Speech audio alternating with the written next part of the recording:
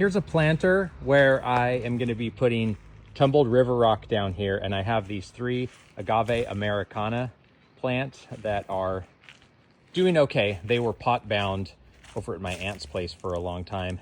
I've planted them.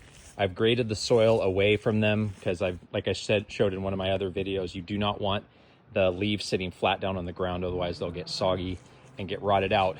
But you notice that I've left room around this one. It's borderline as to if this is going to run into the side here and poke through the fence, but I can chop leaves as need be.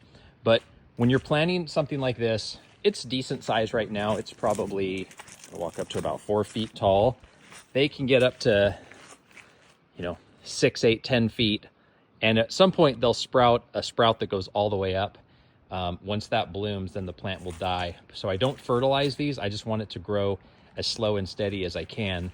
But just prepare for the fact that they are going to get potentially much larger than this. I actually have a third one over here that I think I might have erred on the side of putting a little too close to this one, except this catches more shade from the tree here.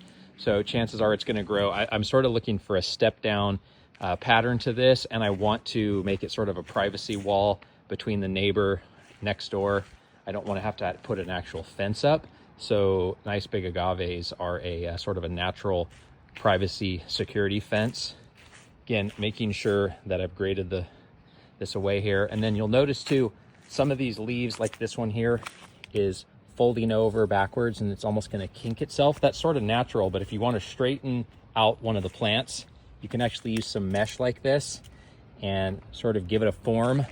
Don't let it sit for too long, otherwise this will happen to it. Like I had one of those on there and I forgot about it, so it sort of held on to moisture where this mesh is. You just want to let it sit and firm up the leaf. And like I have another one too here that's dripping in on itself, and I would curl it back. I would put